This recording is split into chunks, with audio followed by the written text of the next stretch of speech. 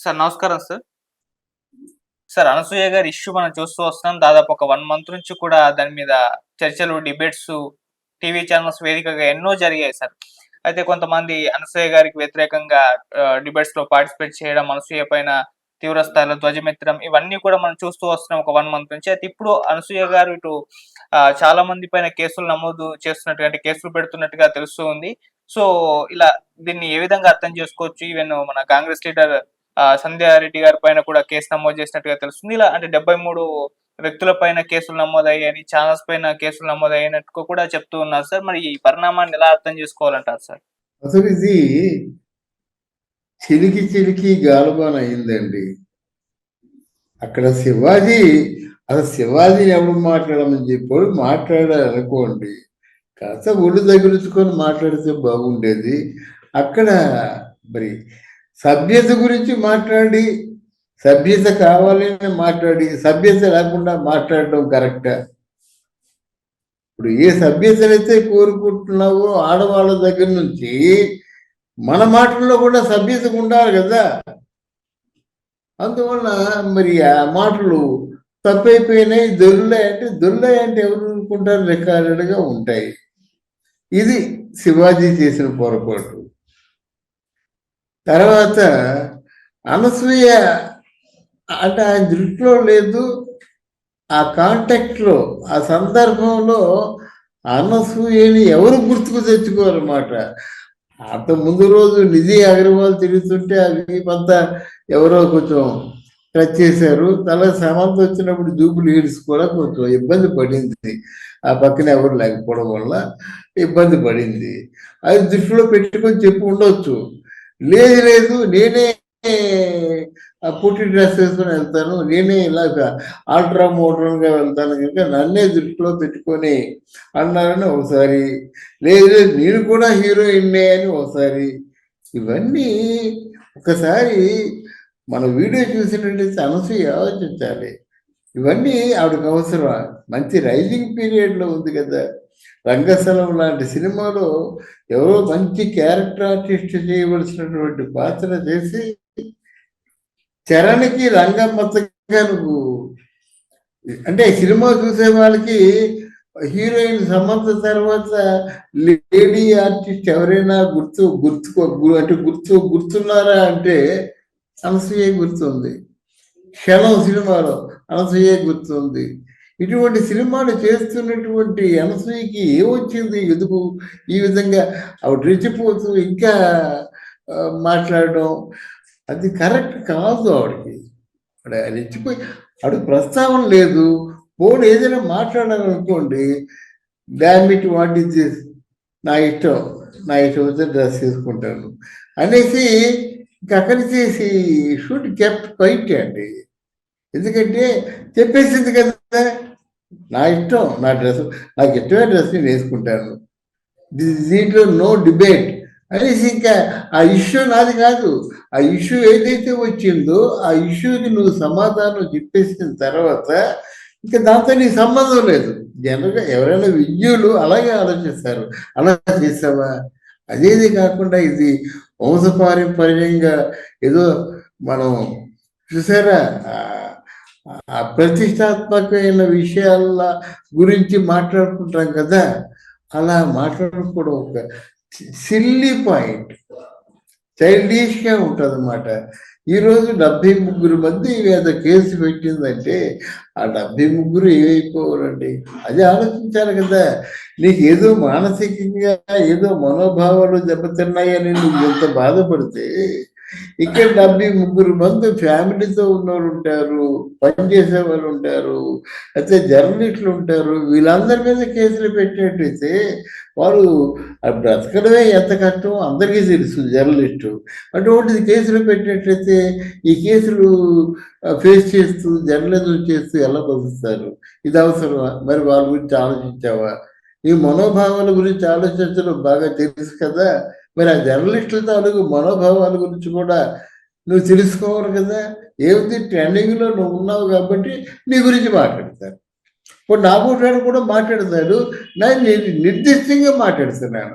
అక్కడ అంత సభ్యత గురించి మాట్లాడినటువంటి శివాజీ అసభ్యంగా మాట్లాడడం తప్పి, అందులో నీ ప్రస్తావన లేకపోయినా సరే నాన్ స్టాప్గా ఇంతవరకు అదే ఇష్యూతో నువ్వు డిబేట్లో రావడం కూడా తప్పే మాట. ఇది వ్యక్తిగతమైన ప్రతిష్టలు పోయారు కానీ అది జనరల్ సబ్జెక్ట్. అది జనరల్ సబ్జెక్ట్ అంటే శివాజీ అనసూయనో లేకపోతే అనుష్కనో వీళ్ళ గురించి అనలేదు, సినిమా వాళ్ళ గురించి అన్నాడు. అలాగే ఆవిడ కూడా శివాజీ గురించి అనకూడదు. ఈ మాట, ఈ ప్రస్తావన, ఈ వాక్యంలో ఉన్న లోపం గురించి అనాలి. ఈ ఫోటోలు ఎందుకు వస్తున్నాయి, ఈ వ్యాఖ్యానాలు ఎందుకు వస్తున్నాయి, దీని మీద నాగబాబు గారు కూడా కొంచెం తప్పు చేశారు. ఏంటంటే ఇద్దరు వ్యక్తులు కొట్టుకుంటున్నప్పుడు ఏ ఒక్క వ్యక్తికైనా మనం సపోర్ట్ చేసినట్టయితే ఎస్ ఐ మోడరేట్, నేను తప్పు చేసేటట్టు అని మరింత రెచ్చిపోయే పరిస్థితి ఏర్పడుతుంది అన్నమాట. నిజానికి నాగబాబు గారు సపోర్ట్ చేసిన తర్వాత మరింత రెచ్చిపోయింది అనసూయ మాట. ఇవన్నీ ఎలాగంటే తర్వాత కొంతమంది గ్రూపుగా విడిపోయి శివాజీ దగ్గరని, శివాజీ అంటే ఫోన్లో చెప్పడం, శివాజీ యూఆర్ రైట్ అని ఫోన్లో చెప్తున్నారు పెద్దవాళ్ళందరూ. అలాగా యూఆర్ రైట్ అనో యూఆర్ రాంగ్ అనో చెప్పేవాళ్ళు. అసలు మా అసోసియేషన్లో ప్రెసిడెంట్ అంటూ ఒకటి ఉంటాడు కదా, ఏమిటి నువ్వు సినిమా వాడే, ఆవిడ సినిమా మనిషి, ఇద్దరు సినిమా వాళ్ళు ఇలాగా కీచులాడుకున్నట్టయితే సినిమా వాళ్ళ గురించి ప్రజల్లోకి ఏం మెసేజ్ వెళ్తుంది? అంటే సినిమా వాళ్ళు ఇంత దయనీయంగా మాట్లాడుకుంటారా, ఇంత నిస్సిగ్గుగా మాట్లాడుకుంటారా అని ఆలోచించవద్దు. పెద్దవాళ్ళు ఇదంతా 1 day or 2 days ప్రాబ్లం అండి, అంతకంటే ఎక్కువ కొనసాగకూడదు అన్నమాట. మరి ఆ ప్రాబ్లంని 1 day 2 daysలో మీరు ఏమైనా సద్దుమణిగా చేశారా? అది లేకుండా ఇంకా దాన్ని బాగా బూస్ట్ చేసి 2 వర్గాలుగా విడిదేసేసి వాళ్ళ తాలూకు జీవితాలతో ఆడుకుంటున్నారు. కానీ ఇద్దరినీ ఒక దగ్గర కూర్చోబెట్టి అయిపోయిందమ్మా, there and see matter. Shivaji just let you, మీరు ఇక ముందు స్నేహభావంతో ఉండండి. ఆడపిల్లల పట్ల మీకు ఉన్నటువంటి ఆ విశాలమైన మనసుకి జోహార్. అమ్మ నేనేం అనలేదమ్మా, నువ్వు నీ ఇటు నీ మనోభావాలు తగ్గట్టుగా నువ్వు డ్రెస్ వేసుకుంటావు, కానీ జనరల్గా చెప్పాడు కనుక నువ్వు పట్టించుకోవాల్సిన అవసరం లేదమ్మా అని కూర్చోబెట్టి ఒక రోజులో పరిష్కారం చేయలేరండి సినిమా పెద్దలు.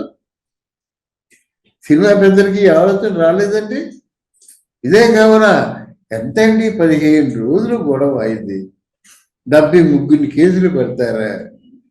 ఇది మనకి కలెక్షన్స్ లాగా 73 కాస్త 100 200 అయిపోతారేమో తెలియదు.